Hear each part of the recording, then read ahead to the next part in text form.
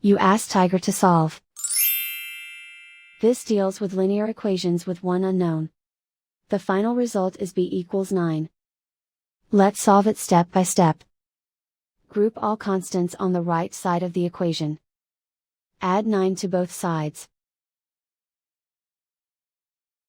Simplify the arithmetic.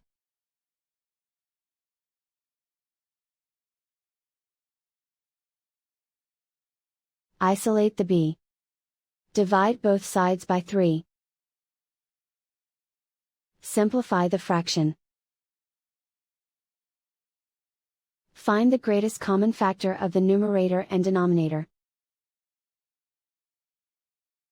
Factor out and cancel the greatest common factor.